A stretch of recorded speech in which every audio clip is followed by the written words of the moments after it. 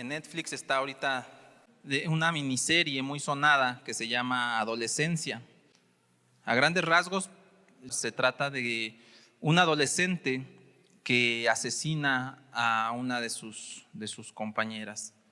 Y me parece, hermano, realmente impactante el tema y algo que al final me impactó aún más. Es una pregunta que los padres se hacen, ¿verdad? Y que dice, ¿qué hicimos mal? ¿Qué hicimos mal? Y está el esposo y la esposa están juntos y están como teniendo un momento en donde se preguntan, ¿verdad? ¿Qué pasó? Como tratando de entender la situación. Y que quizás, hermano, muchos de nosotros como padres, en algún momento dado hemos visto quizás errores de nuestros hijos, incluso desde pequeños, ¿no? Quizás miramos situaciones en donde nos podemos preguntar, ¿y qué hemos hecho mal? ¿Qué hicimos mal? Y a partir de ahí, hermano, con esta reflexión un poco que nos deja esta miniserie, fue que también viendo en la palabra, mirando cómo Dios quiere, porque más allá, hermanos, de decir, bueno, ¿y qué estamos haciendo? ¿Qué hicimos mal? Sería preguntar, bueno, ¿y qué espera Dios de nosotros? En las familias, ¿cómo quiere Dios que seamos las familias? ¿Cómo quiere Dios que seamos los padres? ¿Cómo quiere Dios que seamos los hijos? Actualmente, hermano, el mundo cree que los niños, los bebés, los seres humanos, nacemos sin maldad. Así lo cree el mundo, hermano. El mundo cree que en esa inocencia o una mala creencia de inocencia, cree que no hay maldad en el mundo cuando son pequeños, ¿verdad? Que la maldad se va desarrollando conforme vamos creciendo. Últimamente las teorías educativas, psicológicas y demás se han hecho con base en esta idea de que no hay maldad en los niños. Y por eso han surgido tantas ideas de la educación positiva y de la educación respetuosa. Y todas estas ideas, hermano, han surgido a partir de ello, de que no hay maldad en los niños. Sin embargo, con base en lo que dice la palabra de Dios, nosotros podemos mirar que no es así. Ya que dice la palabra de Dios que tenemos una naturaleza pecaminosa.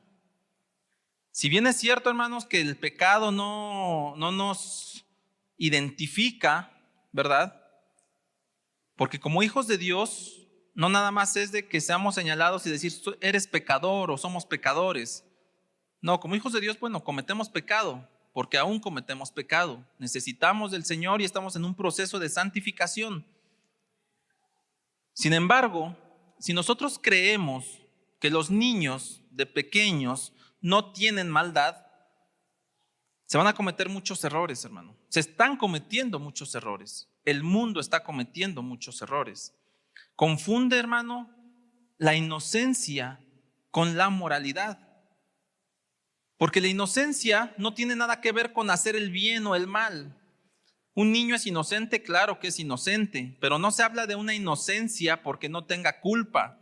Se habla de una inocencia porque todavía no tiene conciencia de muchas cosas que como adultos ya tenemos.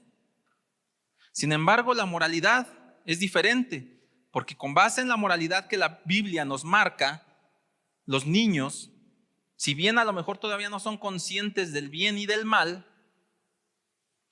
pero están inclinados a hacer el mal.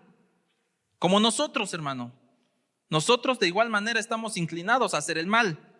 Gloria a Dios que Él ha tenido misericordia de nosotros y tenemos al Espíritu Santo que nos lleva a hacer el bien. Porque si fuera por nosotros mismos, hermano, ese albedrío que el Señor nos ha dado, ese libre albedrío que Dios nos ha dado, solamente lo usaríamos para hacer el mal. Si hacemos una introspección y miramos las veces que hemos tomado decisiones por nosotros mismos, podemos ver cuántas veces nos hemos equivocado y hemos ofendido a Dios y hemos ofendido a nuestra familia, a nuestros hermanos.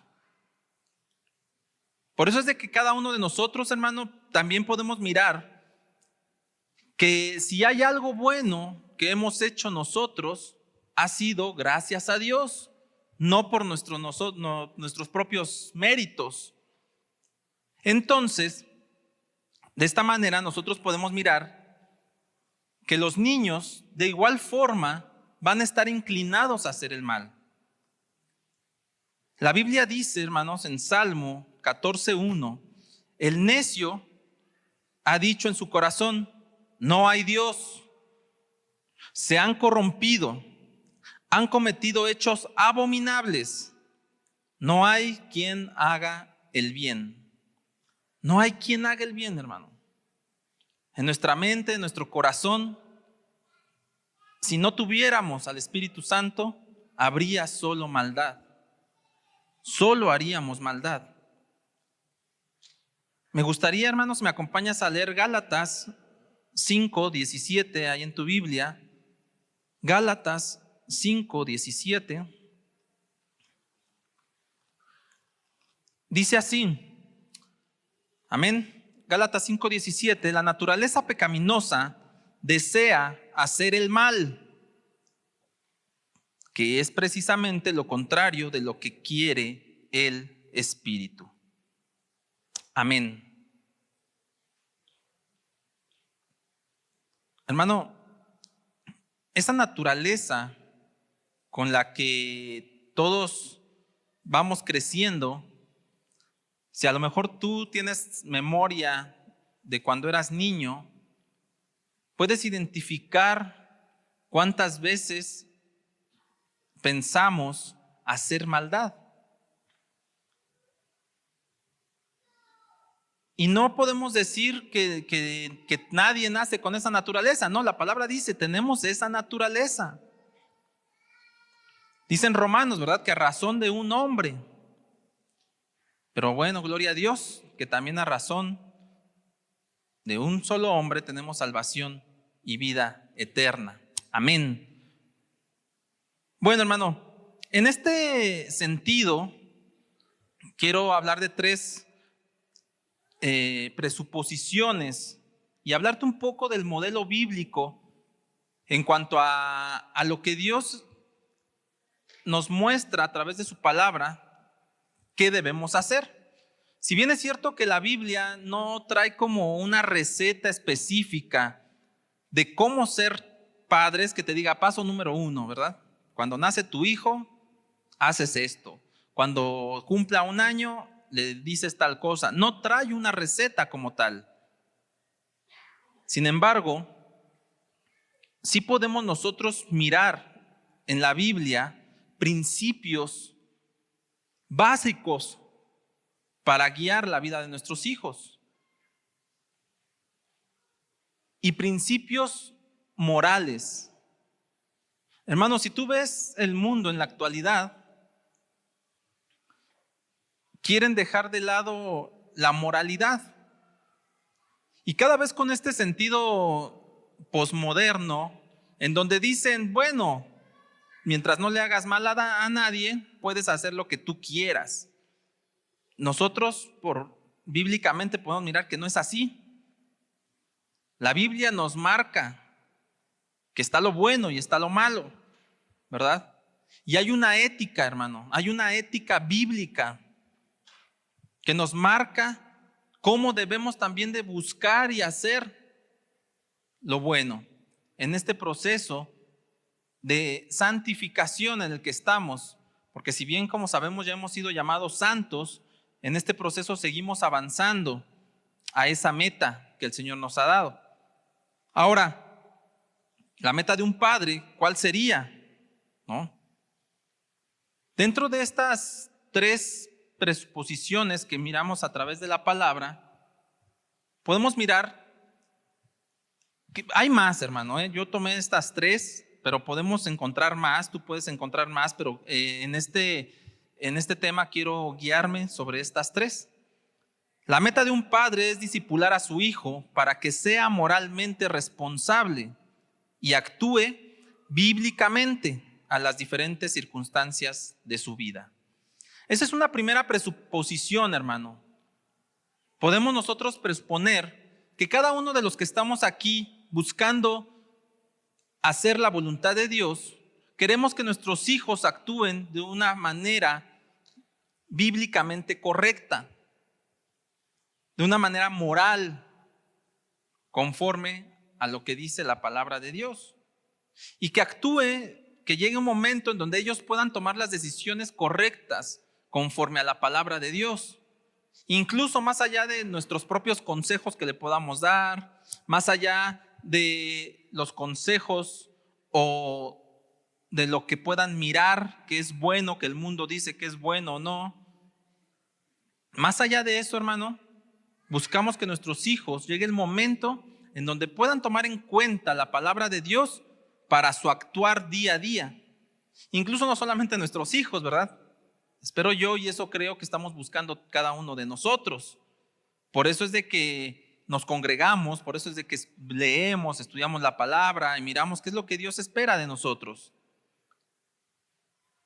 Otra presuposición, hermano, es que la Biblia nos provee principios básicos para criar a nuestros hijos. Espero que eso lo creas, hermano. Porque si bien aunque no trae una receta, pero sí nos da herramientas para educar a nuestros hijos. A lo largo de la palabra nosotros podemos mirar ejemplos, podemos mirar textos específicos que hablan de cómo educar a nuestros hijos. Amén. Y esta tercera presuposición tiene que ver con los principios, prácticas y los métodos que, número uno, nos deben de ayudar al progreso hacia esa virtuosa meta de criar a nuestros hijos. Hermano, como padres tenemos una meta que es mostrarles al Salvador y que lo antes posible ellos sean conscientes de pecado y que reconozcan a Jesucristo como su Señor y Salvador. Eso es una meta principal que la Biblia nos muestra en el gran mandamiento, ¿verdad? Y enseñarás estas cosas durante el día, durante la tarde, durante la noche. ¿Cuáles? Y amarás al Señor tu Dios con todo tu corazón, con toda tu alma, con toda tu mente, con todas tus fuerzas. Eso es lo que dice la palabra que debemos de enseñar a nuestros hijos.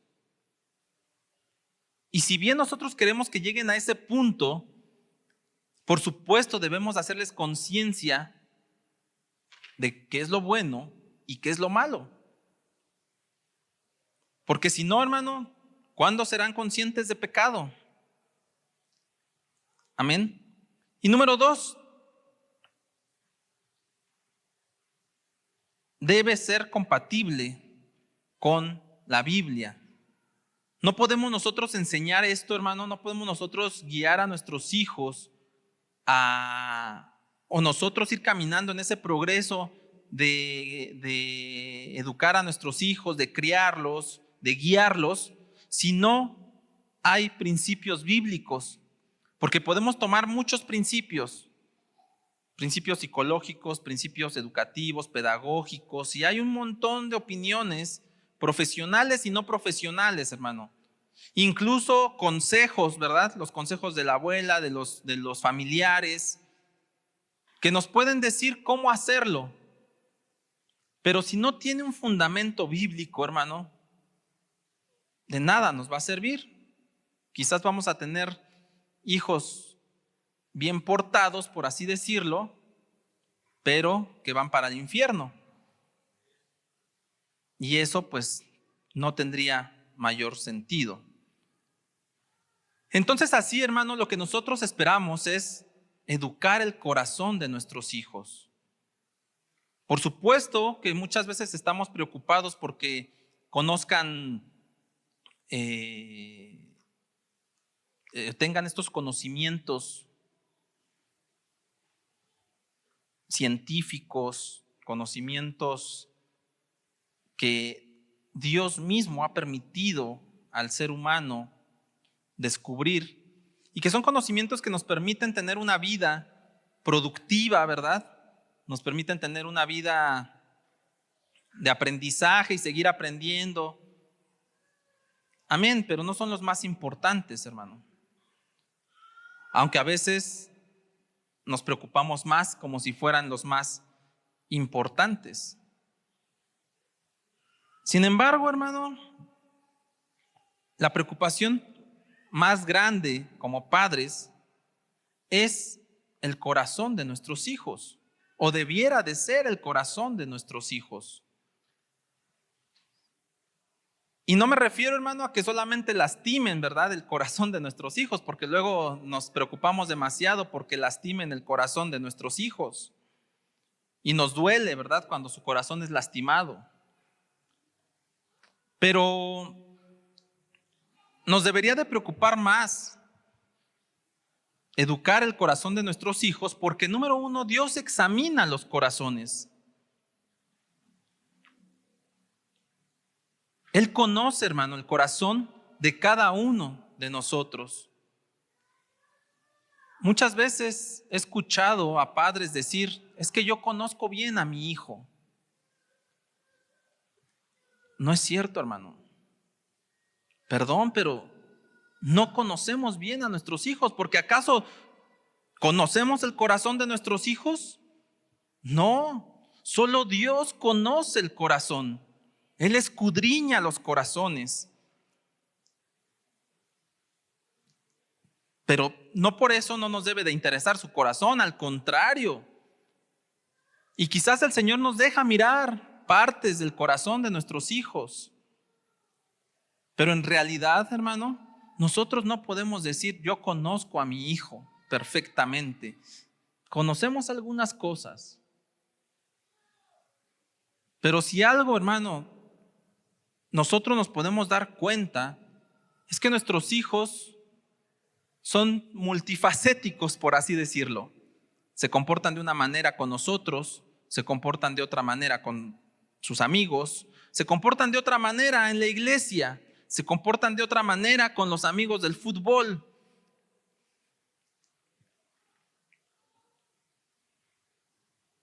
Hablando de mí, hermano, yo recuerdo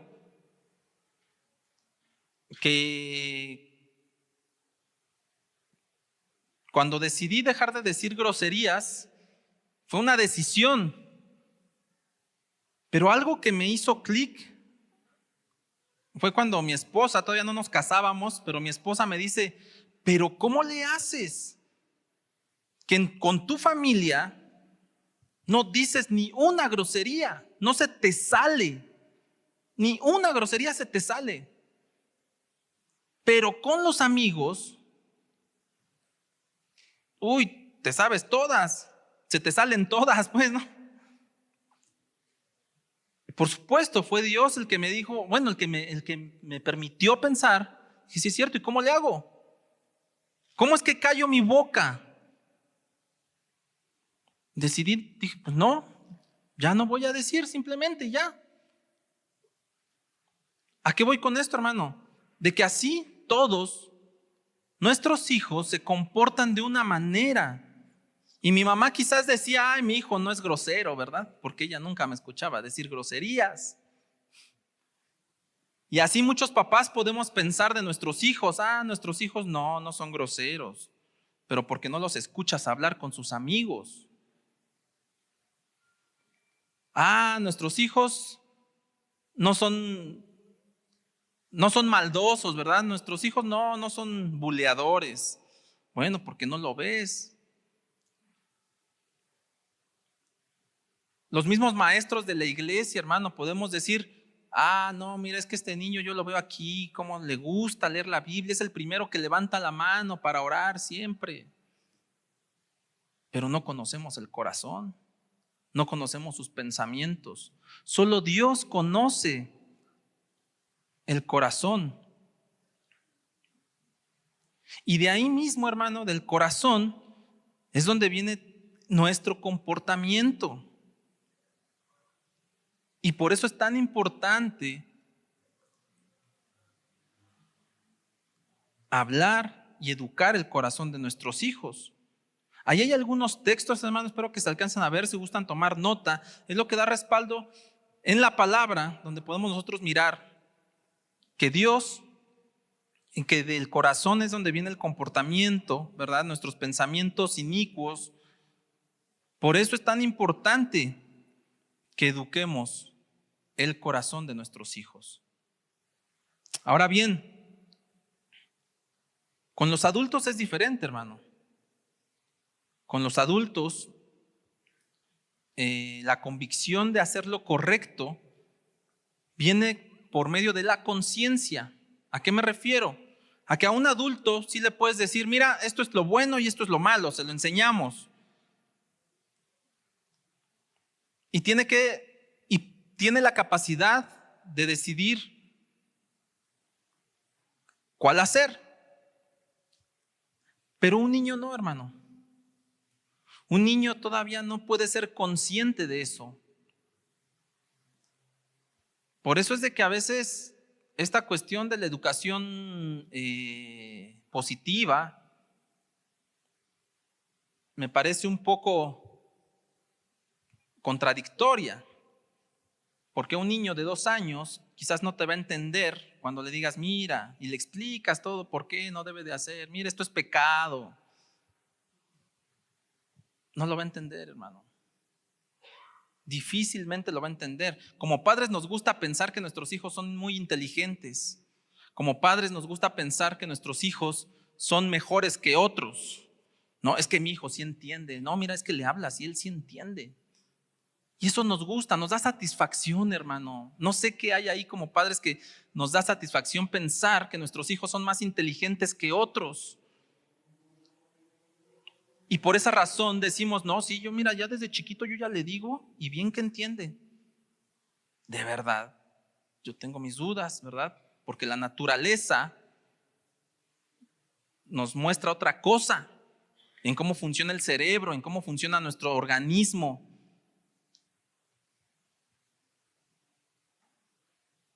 Y por eso, hermano, es de que con los niños la acción viene antes que la convicción. Los niños deben de primero actuar en hacer lo bueno, aunque no lo entiendan, aunque no estén convencidos. ¿Verdad? Ahora entendemos por qué cuando nuestros papás nos decían, o nuestra mamá, ¿y por qué le decíamos? Pues porque soy tu mamá y lo haces, ¿verdad? Pues no lo entendíamos, no lo entendemos, hermano. Así es el ser humano. Y bajo esta idea, bueno, bajo lo que muestra la Biblia de que tenemos una naturaleza pecaminosa, pues no nada más no lo entendemos, sino que no lo queremos entender. Y queremos encontrar cualquier buen pretexto para hacer lo malo. Entonces, con los niños, hermano, la acción viene primero y el entendimiento va a venir después. Ahora entendemos cuando nuestros padres nos decían, ¿verdad? Quizás ahora no lo entiendes, después lo entenderás. Y es verdad. ¿Cuántos que ahora somos padres entendemos mucho de lo que nuestros propios padres hicieron con nosotros? Quizás no todo, pero mucho entendemos ya, ¿verdad? Y quizás hasta muchas situaciones de coraje y rencor que teníamos con nuestros padres, ya de adultos entendimos. Y quizás entendimos que no fue su intención lastimarnos. Y más cosas, hermano. ¿Por qué? Porque primero debemos de tener como niños la acción, provocar que hagan lo bueno antes de que estén convencidos de hacerlo. Porque ellos no van a estar convencidos de hacerlo, hermano. Si tú le explicas a un niño, no, mira, este juguete no es tuyo, No debes de tomar, no se lo quites a tu hermanito. En su mente, en su corazón, hermano, está diciendo, ¿qué me importa? Yo quiero jugar con él, ¿no? ¿Y qué de que sea de él? Yo quiero jugar con ese juguete, aunque tú me digas que no es mío, ni siquiera lo va a entender, no está convencido.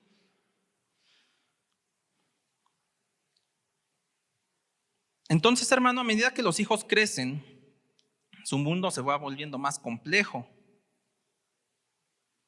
Y como ellos aprendan desde pequeñitos a responder a esas instrucciones que los padres les damos, va a ser como el fundamento en cómo van a responder a las situaciones con las que se van encontrando en la vida y cómo va a ser su desarrollo moral. Si no son capaces de obedecernos a nosotros, ¿cómo van a ser capaces de obedecer a Dios? A nosotros nos miran, dice la palabra, ¿verdad? O sea, a alguien que ven, a nosotros nos miran, nos palpan,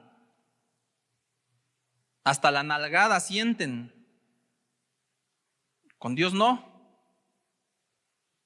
Con Dios quizás ni siquiera sean conscientes de que está Dios. Entonces, hermano, es importante por ello ir educando el corazón de nuestros hijos. Y con esto en mente, hermano, quiero ir avanzando para llegar como a la parte central del tema. Espero que no te desespere y que lo tengas ahí en mente, porque esto que estamos hablando ahorita es muy importante tomarlo en cuenta para mirar si nuestra familia está solamente centrada en nuestros hijos. Hay dos extremos, hermano, de padres. Tenemos por un lado los padres autoritarios, ¿verdad? Y por otro lado tenemos a padres muy permisivos. Los padres autoritarios, hermano, tienen ciertas características. Recordemos, tengamos en mente que la meta es que nuestros hijos actúen moralmente con principios bíblicos. Pero con esa meta hay dos tipos de padres, ¿verdad? El padre autoritario, que si bien no acepta las reglas morales para él mismo, pero sí las impone a sus hijos. Si bien dice, bueno, pues esto está bien, lo que dice, pero no lo hago. ¿Por qué? Por las razones que sean. Pero sí se las exigen a los hijos. Se convierte en un padre autoritario. Otra característica es que ponen énfasis en lo que no se debe hacer. Un padre autoritario, todo el tiempo está, esto no debes de hacer, esto está mal, esto también está mal, esto no debes de hacerlo tampoco, y esto tampoco, y esto tampoco, y solamente se concentra en lo que no deben de hacer, más que en lo que sí deben de hacer. Y entonces eso nos convierte también, hermanos, en padres autoritarios, porque todo el tiempo estamos viendo solamente lo malo y exigiendo que no lo hagan, más allá de promover lo que sí hagan, ¿verdad? Y por último, entre otras características, manipulan al niño y no su ambiente. Tratan de manipular que el niño tenga un comportamiento y se adecúe al ambiente al que está, y exige demasiado, que si está en la iglesia, cállate, siéntate, escucha, no hables, ¿verdad? ¿Y está mal guardar silencio en la iglesia? No, es correcto hacerlo, pero es diferente cuando nada más estamos mirando lo que no deben de hacer. Es diferente decir, no hables en la iglesia. durante la predicación, ¿no? A decir, es bueno poner atención, ¿verdad? Es lo bueno y te elogio, ¿verdad? Porque hoy estuviste muy atento. En lugar de regañarte, también es bueno, pero ahorita vamos a ver en dónde va a estar el equilibrio. Porque por el otro lado, hermano, tenemos a los padres permisivos. En ese tenor, las características de un padre permisivo es que le importa más la felicidad de su hijo que cualquier otra cosa. Si su hijo está feliz, estos papás se sienten satisfechos y tratan de por cualquier cosa evadir los sentimientos negativos a sus hijos. Que no se sientan tristes, que no se sientan enojados, que esos sentimientos que nosotros tenemos en la mente como negativos, que no los tengan, que solamente tengan felicidad todo el tiempo.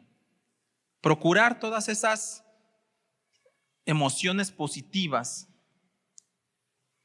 Cuando hacemos eso, nos convertimos en estos padres permisivos, hermano. Y los sentimientos se vuelven la base de la ética. Por eso el mundo en la actualidad hasta tienen esta idea de, no sientes hacerlo, pues no lo hagas, porque no lo sientes hacer. Está bien, no lo hagas. Si lo sientes hacer, pues hazlo, porque está fundamentado más en los sentimientos que en una moral bíblica. Si el niño está contento, el padre está satisfecho. Y han convertido, hermano, la tolerancia más allá de tolerar un mal comportamiento en tolerar el mal, haciendo el mal. Y para estos padres permisivos eso es bueno, tolerar, que hagan lo que quieran. Por eso hay tantos modelos educativos, hermano, en donde cada vez se les da más libertad a los niños. Que hagan lo que quieran. Eso es bueno. Sin embargo, la Biblia nos muestra que no es así, hermano. Incluso nosotros podemos mirar en Romanos cuando Dios dice que los entrega a sus concupiscencias, pero no fue porque, o no es porque Dios sea permisivo y diga, sí, pues hagan lo que quieran, no, sino es porque ya es tanto su pecado, que dicen, bueno, pues ya tú te quieres perder, tú te quieres revolcar en tu pecado, pues ya hazlo, yo insistí, te dije, te mostré, y es cuando los entrega a sus concupiscencias. Y si bien, hermano, debemos de ser pacientes con nuestros hijos, y eso es bueno, la paciencia es un rasgo de carácter bueno. Dios es paciente con nosotros, amén, Dios es paciente con nosotros. Y podemos nosotros también ser pacientes con nuestros hijos, pero eso no quiere decir que toleremos la maldad.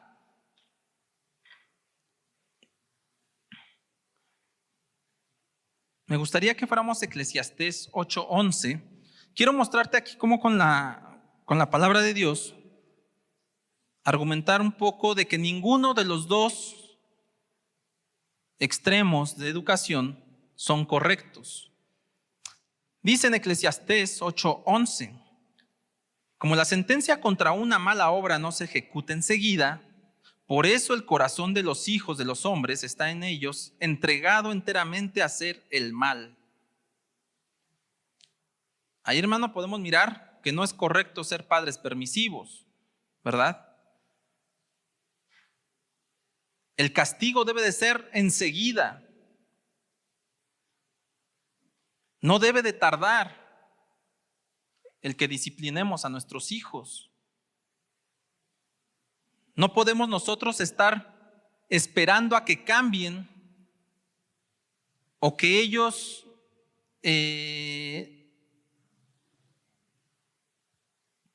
cambien su forma de andar sin que nosotros los disciplinemos, ¿verdad? Y podemos mirar ahorita con este texto que el que se pone en juego es el corazón de nuestros hijos. Porque si nosotros no disciplinamos, si nosotros somos permisivos, los entregamos enteramente a hacer el mal.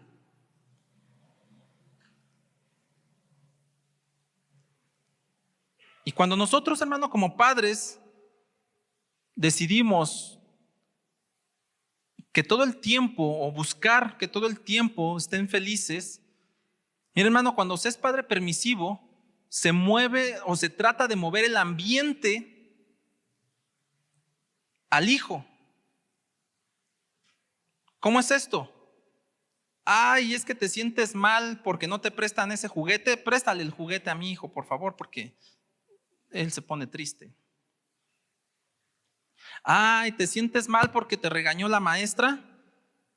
Voy a hablar con la maestra para que ya no te regañe. Y así podemos sacar muchos. Ah, te hizo sentir mal el hermano de la iglesia porque dijo algo que parecía de tu vida y el hermano ni sabe, ¿verdad?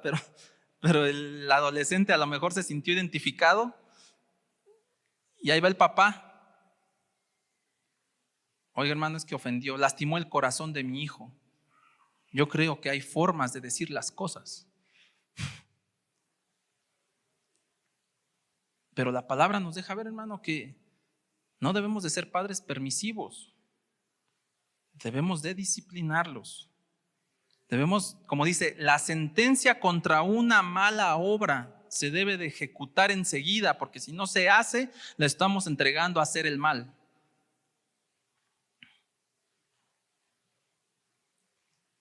Pero por otro lado, podemos ver en Efesios 6:4,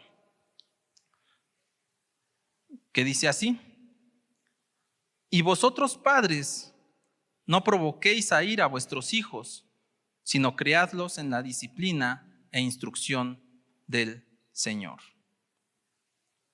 Entonces tampoco podemos ser padres autoritarios. Cualquiera de los dos extremos no es correcto. Porque no debemos de llevar a ira a nuestros hijos, sino que dice la palabra que en la instrucción del Señor, en la disciplina del Señor, no como cuando nosotros ya estamos muy enojados, ¿verdad? Por esa razón, hermano, también debe de ser enseguida el castigo, la disciplina, porque luego a veces dejamos pasar y cuando ya estamos muy molestos nos volvemos padres autoritarios y perdemos la objetividad del por qué estamos disciplinando a nuestros hijos. Ahora, este texto, hermano, de Efesios 6, pues sí nos pone también en una situación complicada, ¿verdad? Porque dicen, bueno, ¿y cómo es la disciplina del Señor? Bueno, nosotros podemos ver en la palabra cómo el Señor disciplina. Y dice la Biblia que Él disciplina al que ama. ¿Cómo es la instrucción del Señor? ¿Cómo te ha instruido a ti? ¿Cómo nos ha instruido, hermano? Para ir avanzando, para ir tomando decisiones conforme a sus principios. Lo ha hecho con amor, con misericordia. A eso también estamos llamados. Pero entonces, hermano, podemos ver que tanto la educación autoritaria como la permisiva están equivocadas. Y esto al final, una u otra, va a afectar el bienestar de nuestros hijos. Porque por un lado, podemos estarlos entregando a hacer el mal, pero por otro lado, podemos estarlos provocando a ira. Y en esa ira también van a hacer el mal, hermano. Qué necesitados estamos del Señor. Amén. Necesitamos mucho del Señor. Y entonces, ¿por dónde empezar, hermano? Definitivamente la familia es la unidad social primaria de toda sociedad. Y por ello, hermano, se debe de cuidar. El mundo está buscando destruir las familias. Por eso es de que cada vez podemos mirar que muchos dicen, es que es un tipo de familia y también es tu familia, y a los niños les están tratando de enseñar que hay muchos tipos de familia, dejando de lado el modelo que Dios nos dejó como familia. Y este modelo, hermano, la familia está conformada por grupos primarios y secundarios. Los grupos primarios, pues es papá, mamá e hijos. Ese es el grupo primario de la familia. Y nosotros a lo largo de la palabra de Dios en la Biblia podemos mirar cómo está formada la familia así: papá, mamá, hijos. Pero también está el grupo secundario, ¿verdad? Que también son familia. Pero este grupo secundario ya conlleva a los abuelos, los tíos, los primos. Ya es más amplio, pero esto es secundario. Esto quiere decir que lo principal que debemos de cuidar es nuestra familia. Sí podemos también nosotros mirar los grupos secundarios, ¿verdad? La Biblia dice que tenemos que respetar a los mayores. Hijos, no le faltan al respeto a sus abuelos, hónrenlos. Pero tu grupo primario es prioridad.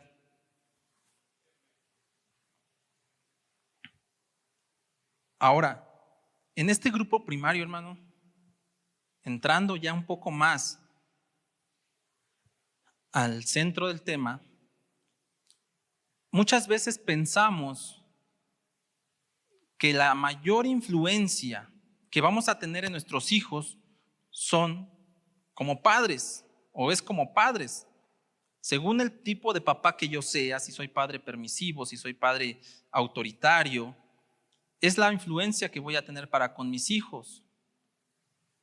Sin embargo, hermano, ahorita voy a tratar de mostrar que el principal o la principal influencia para nuestros hijos no son como padres, sino es como esposo y como esposa.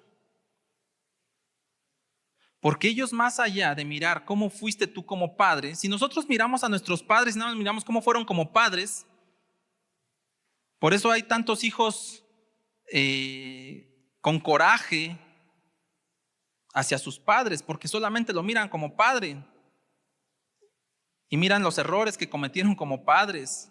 Por supuesto miran los aciertos, ¿verdad? Pero las relaciones no son las mejores. Porque la mayor influencia que tenemos para con nuestros hijos es cómo somos como esposo y como esposa. Porque ellos nos miran. ¿Cómo somos con nuestras esposas? ¿Somos cariñosos? ¿Somos amorosos? ¿O somos indiferentes?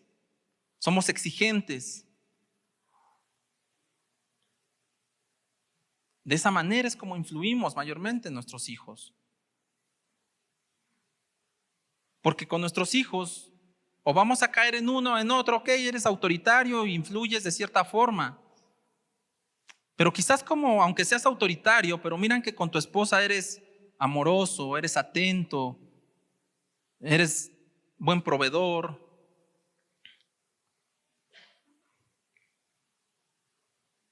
Eso va a influir mayor a que el abrazo, al beso que le diste, eso es bueno. Eso lo va a hacer sentir amado. Pero nuestro día a día en el hogar es lo que va a ir influenciando, hermano. Ahora, Tristemente, nuestra sociedad ha olvidado este principio. Por eso es de que se trata de difuminar o de disolver la figura del matrimonio.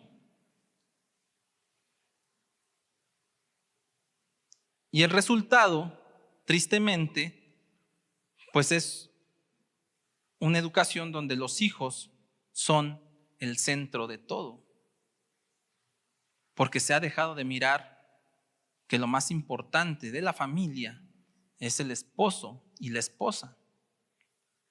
Y de esta manera, hermano, se ha fomentado un egocentrismo, porque va pasando de generación en generación. Ahora, nosotros podemos mirar, hermano, en la Biblia que la relación familiar de esposo y esposa es la primera relación establecida por Dios. Así comienzan todas las relaciones humanas, el esposo y la esposa. Y después ya vienen otras relaciones, ya después viene la relación entre hijos, hermanos, primos, abuelos, pero todo comienza con el esposo y la esposa. Acompaña a ver Génesis, capítulo 2.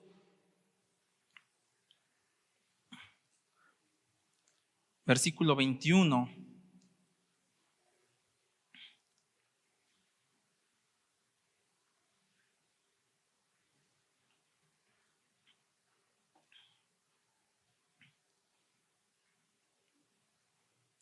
Dice así: entonces el Señor Dios hizo caer un sueño profundo sobre el hombre, y éste se durmió.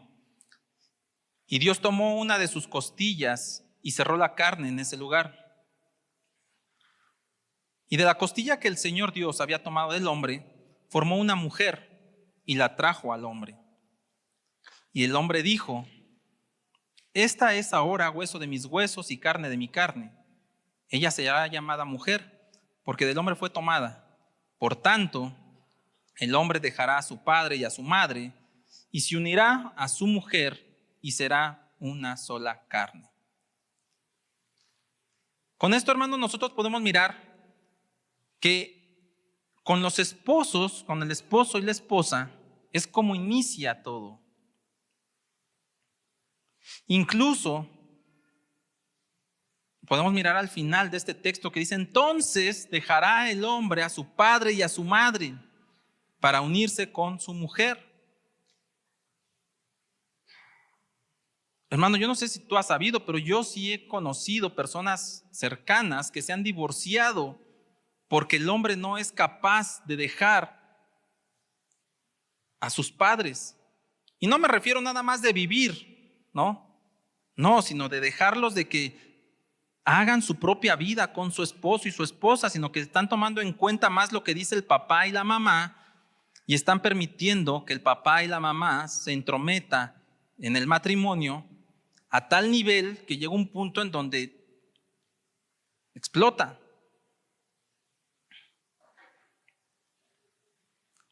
¿Por qué?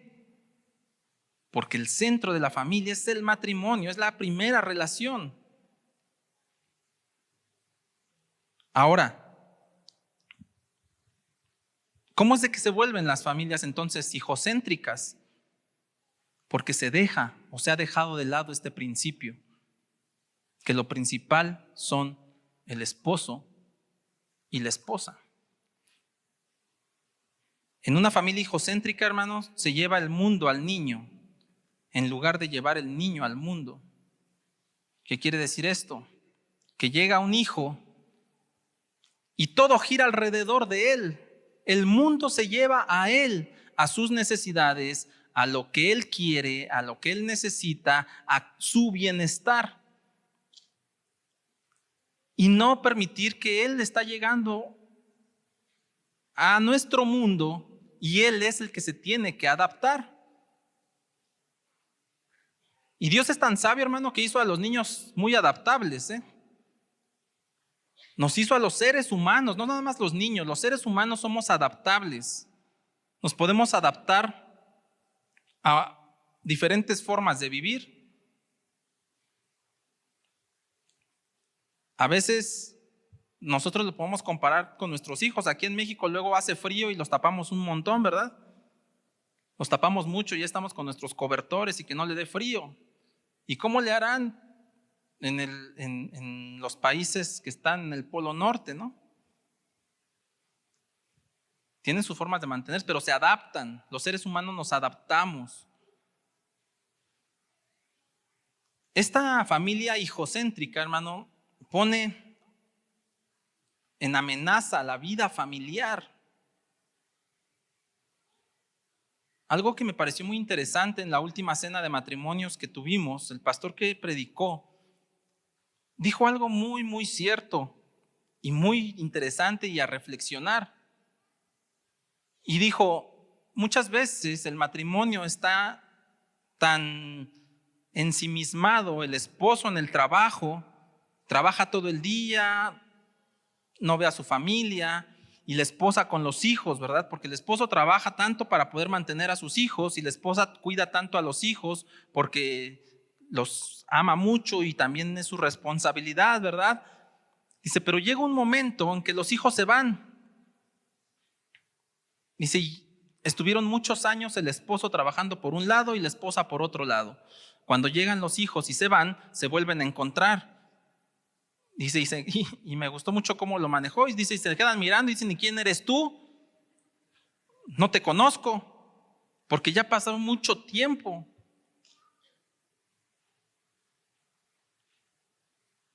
Mira, quizás no es, pero ahorita se me vino a la mente el texto de Mateo, ¿verdad? Donde dice, y habrá muchos, donde dice Jesús, habrá muchos que me digan, Señor, Señor, mas yo les diré, alejaos de mí, hacedores de maldad, pues no los conozco.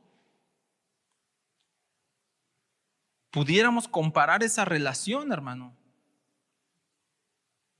Porque así dice la palabra, dice, y en mi nombre echarán demonios, enseñarán. Así están muchos matrimonios, hermano.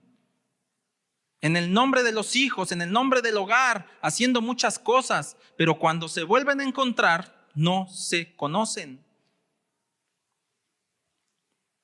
Llega un momento en donde dicen, bueno, ¿y quién eres tú? Ha pasado tanto. En Génesis 35, hermano, podemos nosotros mirar la historia de Jacob. Y a partir de donde le dan por fin la mano de su esposa Raquel, porque si recordarás la historia, trabaja 7 años y primero le dan la mano de su hermana, ¿verdad? De Raquel, y después pasan otros 7 años, pasaron 14 años para que le concedieran la mano de Raquel. A partir de ahí tú puedes mirar, hermano, ahí en Génesis 35, que toda la narración gira alrededor de los hijos. Y Raquel estaba tan preocupada porque no le podía dar hijos a Jacob y estaban compitiendo por quién le daba hijos, ¿verdad? Y su hermana se preocupó tanto cuando ya no le podía dar hijos a Jacob.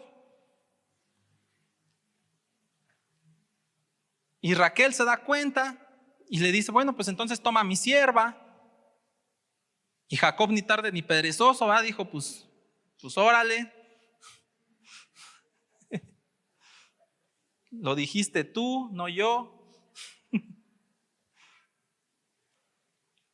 Porque también quería tener hijos. Y podemos mirar, hermano, que en ningún momento dado se ve una relación, después de que se vio la relación antes de que se casaran, ¿verdad? Y hemos escuchado predicaciones en donde podemos imaginar en que hasta cartitas se mandaban Jacob y Raquel, pero ya casados, ¿quién sabe qué pasó con su matrimonio? Todo giró alrededor de los hijos. ¿Y cuántos problemas tuvieron los hijos? Llega un momento entre que ellos mismos se pelean, hermano, en guerra, ¿verdad? Las generaciones siguientes. Entonces, hermano, podemos nosotros ver que mucho de los problemas también del matrimonio es precisamente por solo mirar a los hijos. ¿Cuántos matrimonios se han desgastado porque el esposo o la esposa no pueden tener hijos? Hermano, también yo he sabido de divorcios, que realmente hay divorcios porque no pueden tener hijos. No soportan la idea de no tener hijos. Y si es correcto, o sea, la Biblia dice, ¿verdad?, que nos multipliquemos. Eso es bueno. Pero al final no es lo principal en la familia. Y por supuesto, hermano, esta familia hijocéntrica ataca la relación esposo-esposa. Invierte el proceso natural del desarrollo moral, creando en el hijo un falso sentimiento de autoconfianza. En lugar de que los hijos, cuando nosotros dejamos de mirar más nuestro matrimonio y miramos más a los hijos y que todo gire alrededor de ellos, ellos van creciendo con este sentimiento de autoconfianza, de decir, pues todo es fácil, yo lo puedo todo, ahí están mis papás, ¿verdad? O va a haber alguien siempre que me rescate. Todo lo merezco porque soy su hijo. Y en lugar de mirar, de hacer lo correcto en la familia y delante de Dios. Y entonces, hermano, se puede incluso hasta destruir o alejar a nuestros hijos de Dios mismo, ¿verdad? Porque piensan que todos se lo merecen. Yo no sé, supongo que si has escuchado a gente que no son cristianos y que dicen, pues es que yo no le hago mal a nadie, ¿por qué debe ir al infierno? Porque creen que merecen lo bueno. Ahora, de esta manera, también podemos ver nosotros la historia de Sansón, hermano. Tuvo tanta seguridad y miró él en su vida como que no le pasaba nada, ¿verdad? Hasta el final, y siguió caminando. Ahí, hermano, en Jueces 14, capítulo 14, nosotros podemos mirar precisamente cómo es que llega Sansón con sus padres y le dice, me gusta esta filistea, pídanla para mí. Y sí, bien sus padres dijeron, no, oye, no le dijeron que no, ¿verdad? Hasta lo leo, yo lo estaba leyendo, hermano, y me parecía un poco en mi imaginación como de esos papás de que, como con cierto temor, ¿no? Así como que, oye, pero ¿no has visto otras de aquí del pueblo? Mira. O sea, no, sus papás no fueron o no tuvieron el temperamento para decirle no, sino con cierto temor, oye, mira, ¿y no has visto a otras por acá? No, no he visto a otras, papá, quiero a esta. Bueno, y podemos mirar ahí en la palabra que sí van, hermano, a pedirla. Al final los papás ceden y van a pedir a la filistea. En el camino se pasan muchas cosas, ¿verdad? Sansón se pelea, creo, con un león. Ve, engaña a sus papás diciéndoles que les lleva de comer miel y no les dice que lo encontró en un cadáver.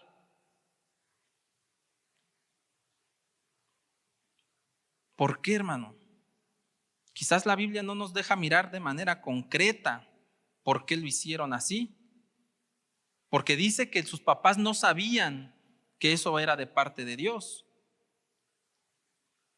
Porque Dios es soberano. Dios tiene control de todo, hermano. También ese es ahí donde a veces nuestra mente puede confundirse. Porque dices, bueno, entonces, ¿qué fue problema de Sansón? Bueno, Dios se vale de todo. Dios usa hasta el diablo. Y lo que podemos mirar ahí es de que dice la palabra, que sus papás no sabían que eso venía de parte de Dios, porque de esa manera iba a acabar con muchos filisteos. Pero aún así, los papás se dieron. Y si bien Sansón cumplió con el propósito con el cual fue llamado, con el cual desde que nació, pero pasó por muchas situaciones que quizás no eran el plan de Dios.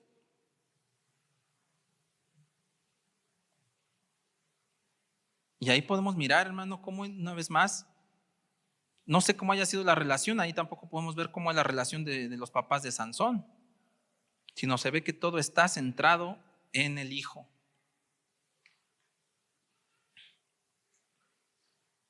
Y en Sansón pudimos ver que se volvió egocéntrico, soberbio, ¿verdad?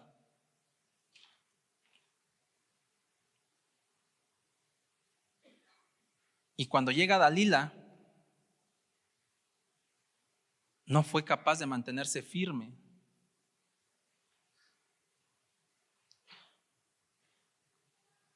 Y le dice su secreto. Porque ¿cómo te explicas que 2 veces, cuando le pregunta a Dalila, o sea, las 2 veces intentaron matar a Sansón y él se dio cuenta?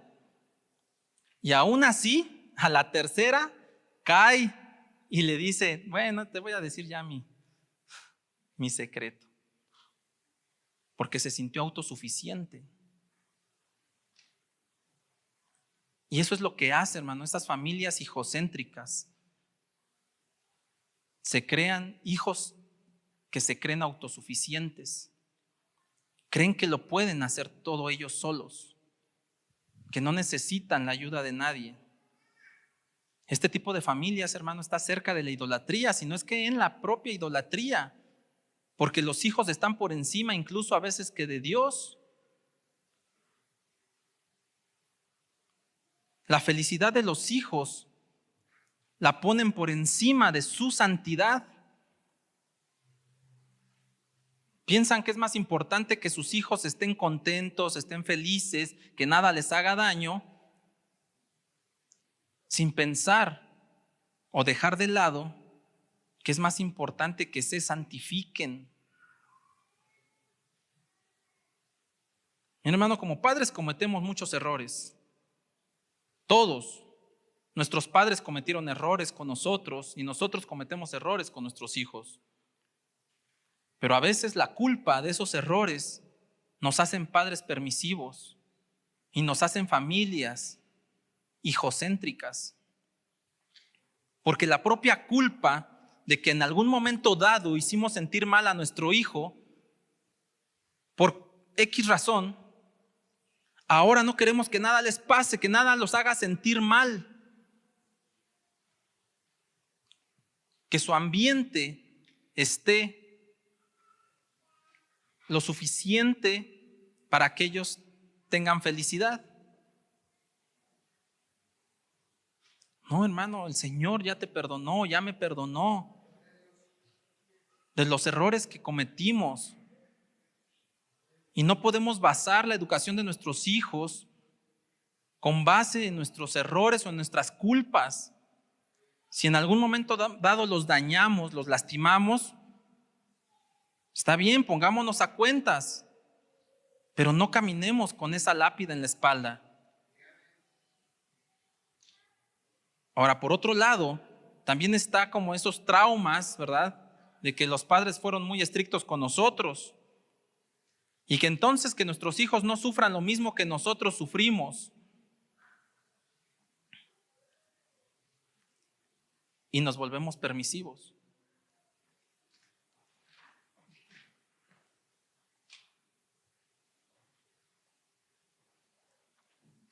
Este tipo de familias hijocéntricas, hermano, educan más a los hijos para recibir que para dar.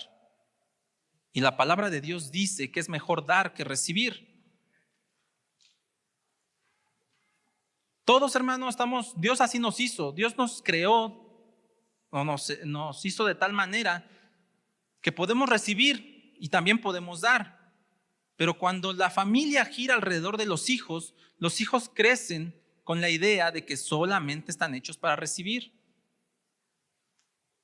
He escuchado yo comentarios aquí dentro de la iglesia, hermano, de hijos que dicen, no, pues que mi papá me pague la escuela, pues es su responsabilidad. O sea, sí, pero hijos, ustedes no son el centro. Y que mi papá me pague esta escuela porque aquí es donde yo quiero ir. ¿Y qué me importa? Y a ver cómo le haces. Si no tienes dinero, ¿qué me importa? Ya no le compres tantos vestidos a mi mamá, ¿verdad? No, jóvenes, ustedes no son el centro. La familia no gira alrededor de ustedes. Si bien es cierto, son hijos y tienen su importancia y el Señor los trajo a una familia y tenemos ese privilegio de tener una familia. Pero como hijos no somos el centro de la familia. Si tus padres te pueden dar algo, porque ya sí es cierto, está bien, como padres tenemos la responsabilidad de sustentarlos, de criarlos, de guiarlos, de educarlos,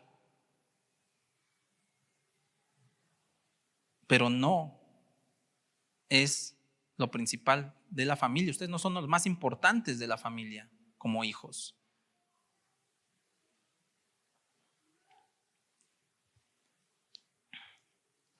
Para ir cerrando, hermano, si nosotros logramos este balance de no volvernos permisivos con los hijos, de no volvernos autoritarios, de mirar y cuidar nuestro matrimonio, cuando los matrimonios están estables, se crea una sensación de certeza. Porque los hijos ya no ponen entredicho el compromiso que hay entre los padres. Yo no sé cuántos de aquí quizás sean hijos de padres divorciados, pero hay un estrés en los hijos cuando los padres se divorcian.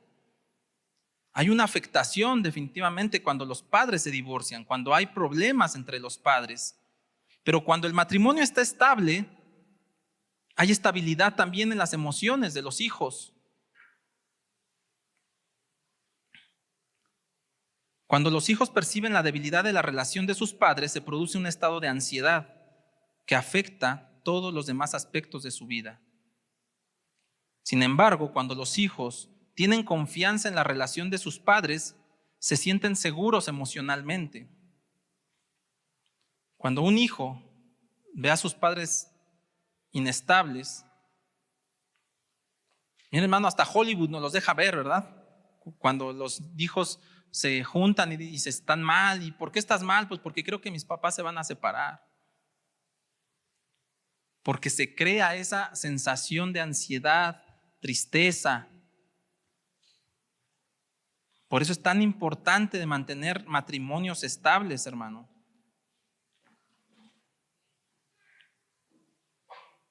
En forma de conclusión, en estos últimos minutos que me quedan, es importante, hermano, que practiquemos el tiempo de pareja.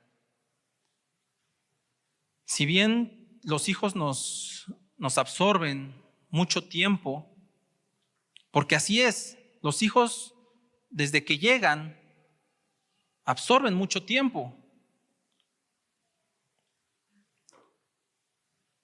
Pero ahí es donde necesitamos la ayuda de Dios y practicar el tiempo de pareja, modelar a nuestros hijos amor en nuestra relación. Mira, hermano,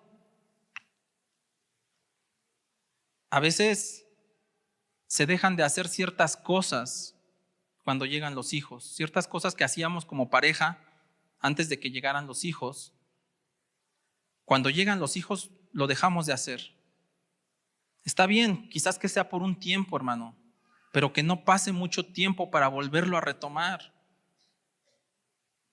Que nuestros hijos miren nuestra relación como esposo y esposa, hermano. Mira, sería bueno que incluso diario practicáramos, y digo practicáramos porque quizás a mí también me falta, hermano, practicarlo,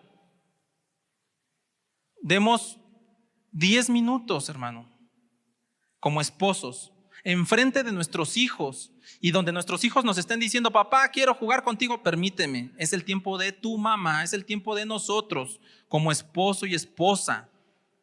Ahorita en un momento más juego contigo. Que ellos miren la importancia que le estamos dando a nuestros matrimonios, hermano. Porque muchas veces eso ellos no lo miran. Y quizás si salimos, ¿verdad? Pero en casa la dinámica es muy diferente. Si amamos a nuestros hijos, debemos de hacer que la relación con nuestro cónyuge sea la relación fundamental de nuestra familia. Mira, hermano, ¿cuántos matrimonios no has escuchado que dicen: yo no me divorcio nada más por mis hijos? Qué gran error. Porque el casarte, no te casaste por la razón de tus hijos. Fue una decisión que tomaste para compartir la vida con tu cónyuge. Entonces, hermano, si realmente amamos a nuestros hijos, debemos hacer que la relación de esposo y esposa sea la fundamental en la familia, no la relación padre-hijo. ¿Es bueno la relación padre-hijo? Claro, hay que tener una buena relación padres e hijos, sí, claro, pero no es la fundamental, no es la que le va a dar el cimiento a la familia. Si tú tienes una buena relación con tus hijos, qué bueno, está bien. Pero es momento de mirar cómo está la relación con nuestras esposas, con sus esposos. Porque si tienes una buena relación con tus hijos, eso no va a soportar los problemas de la familia.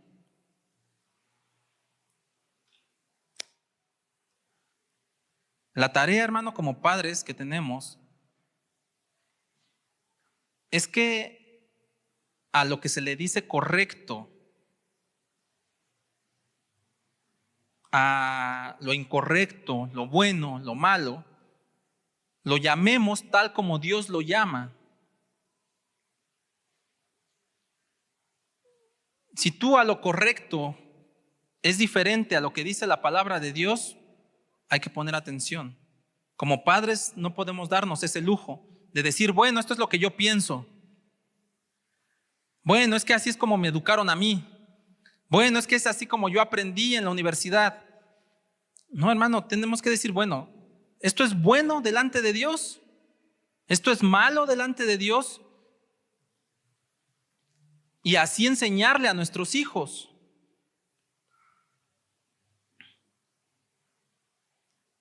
Y nosotros podemos mirar, hermano, que en la Biblia, a esto, a lo bueno, a lo malo, a lo correcto, a lo incorrecto, no hay diferencia ni por una cuestión racial, social o económica.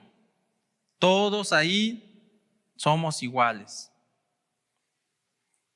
Finalmente, si nuestros matrimonios están débiles, será más difícil hacer a nuestros hijos moralmente responsables con base en una ética bíblica.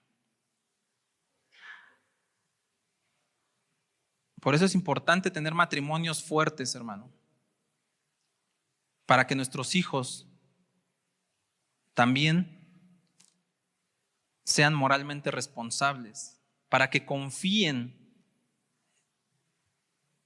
en lo que les decimos. Porque si estamos débiles nuestro matrimonio y decir: oye, hijo, no mientas. Bueno, pero tú le mientes a mi mamá. Yo he visto cómo le mientes a mi mamá. O viceversa, ¿verdad? Yo he visto cómo le mientes a mi papá, cómo ocultas cosas.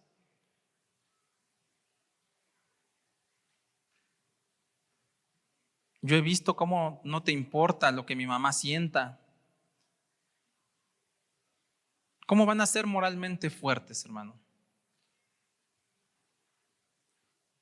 Y por supuesto, lo que marquemos en en la Biblia, lo que nosotros les vayamos señalando, lo que la Biblia dice, va a tener mayor efecto que si nuestros matrimonios están débiles.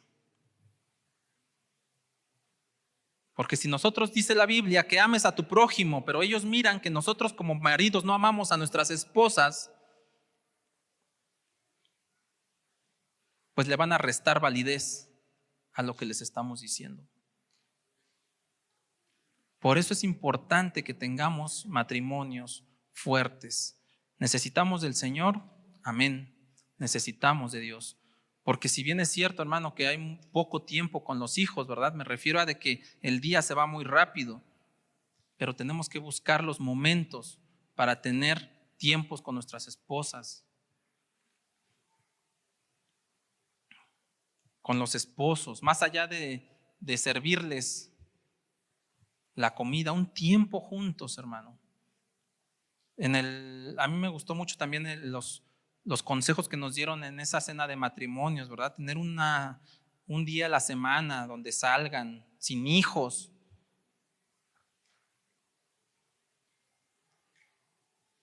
E hijos, pues también más a los más grandes, ¿verdad? Ya se pueden preparar un huevito ahí, solitos, no les va a pasar nada. Si son pequeños, pues normalmente los dejamos encargados, ¿verdad? Pero luego ya grandes son los que más reclaman de que por qué los dejamos solos.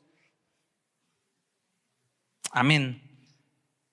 Pues que Dios te bendiga, hermano, y esperemos en el Señor que nos ayude a tener matrimonios fuertes para que de esa manera también nuestros hijos estén firmes y sean moralmente responsables con un fundamento bíblico.